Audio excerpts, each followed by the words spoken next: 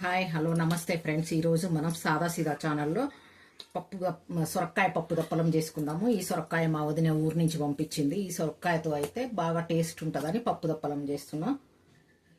పప్పు దప్పలానికి కావాల్సిన పదార్థాలు ఇందులో శనగపప్పు, మినప్పప్పు, కొన్ని మిరపకాయలు, ఎండుమిరపకాయలు, కొంచెం జీలకర్ర, కొన్ని మెంతులు, కొంచెం కొబ్బరి, ఇవన్నీ రోస్ట్ చేసుకోవాలి. రోస్ట్ చేసుకొని ఆ పొడి వేయాలి. తర్వాత పోపుకు కావాల్సినవి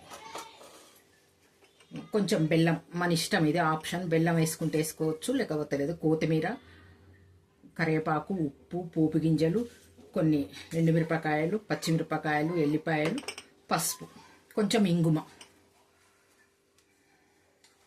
ఇప్పుడు ఇవి రోస్ట్ చేసుకుందాం.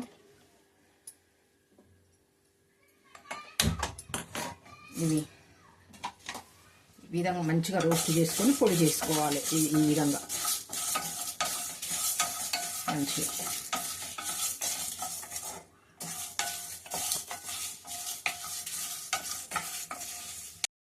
అవన్నీ రోస్ట్ చేసుకొని మంచిగా ఇట్లా పొడి చేసుకోవాలి మిక్సీలో. ఇప్పుడు కొంచెం ఆయిల్ వేసుకుందాము. ఆయిల్ వేసుకొని పోపు గింజలు వేసుకోవాలి. ఫస్ట్ కొన్ని ఎండుమిరపకాయలు, కొన్ని ఒక స్పూన్ పోపు గింజలు, జీలకర్ర, శనగపప్పు, ఆవాలు, మినప్పప్పు, ఇవి వేసుకోవాలి. ఈ విధంగా అందులోనే కొన్ని పచ్చిమిరపకాయలు, ఎల్లిపాయలు వేసుకోవాలి. ఇప్పుడు మనం కరివేపాకు కూడా వేసుకుందాం. కొంచెం కరివేపాకు, కొంచెం కొత్తిమీర, ఈ విధంగా కొంచెం వేసుకోవాలి. కొత్తిమీర, కొంచెం పసుపు, ఒక హాఫ్ స్పూన్ పసుపు, ఇవన్నీ వేసుకుని కొంచెం సాల్ట్ వేసుకున్నాం. కొంచెం సొరకాయని ఈ విధంగా పెద్ద పెద్ద ముక్కలు చేసుకోవాలి. పప్పు దప్పలం చేసేటప్పుడు సొరకాయ పప్పు దప్పలాన్ని కొంచెం ఈ విధంగా పెద్ద పెద్ద ముక్కలు చేసుకోవాలి. మనం ఫస్టే చింతపండు రసం పోయొద్దు, తర్వాత పోయాలి చింతపండు రసం. ఇవి కొంచెము ఉడకాలి. నూనెలో కొంచెం మగ్గిన తర్వాత అప్పుడు మనం చింతపండు రసం పోయాలి. చింతపండు రసం ఒకేసారి పోస్తే మనకు ఉడకవు ముక్కలు. కాబట్టి ఒక గ్లాస్ వాటర్ పోసుకొని ఇచ్చేద్దాం. ఇందులో ఒక 2 టమాటాలు కూడా వేయొచ్చు, అది మన ఇష్టం. టమాటా వేసుకుంటే వేసుకోవచ్చు, లేకపోతే లేదు, ఆప్షన్. టమాటాలు వేసుకుంటున్నా. టమాటాలు కూడా ఒక 2 టమాటాలు వేసుకుంటే మంచిగా టేస్ట్ ఉంటాయి పప్పు దప్పలు.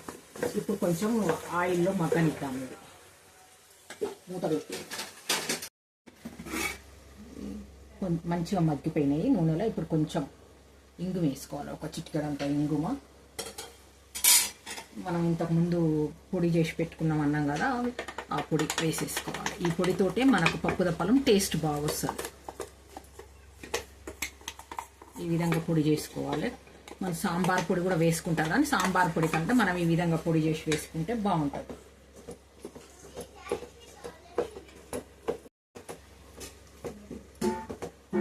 ఈ విధంగా మనం తయారు చేసుకున్న పప్పుల పొడి ఇది వేసుకున్న తర్వాత కొంచెం చింతపండు రసం వేసుకోవాలి. చింతపండు రసం వేసుకోవాలి. ఉప్పు, కారం మనం టేస్ట్కి తగ్గట్టు వేసుకోవచ్చు.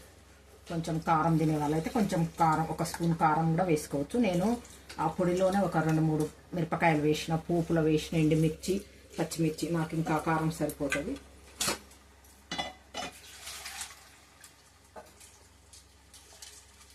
అంతా చింతపండు రసం తీసి పోసుకోవాలి.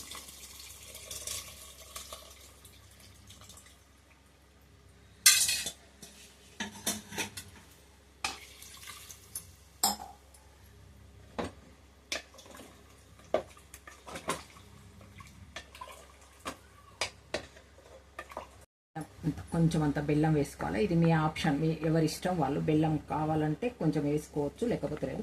చింతపండు రసంలో మనం కొంచెం బెల్లం వేస్తేనే ఈ పులుసులో పప్పు దప్పల్లో టేస్ట్ బాగుంటుంది. ఇప్పుడు ఈ పులుసు మసిలిన తర్వాత కొంచెం కొత్తిమీర వేసుకొని బంద్ చేయాలి, అంతే. ఇందులో చూద్దాం. కొంచెం పప్పు దప్ప ఇట్లా ఈ విధంగా కొంచెం చిక్కగా వచ్చిన తర్వాత కొంచెం కొత్తిమీర వేసుకొని బంద్ చేసుకోవాలి. మంచిగా ఈ విధంగా చిక్కగా రావాలి. అయిపోయింది, పప్పు దప్పలం రెడీ అయిపోయింది. ఈ విధంగా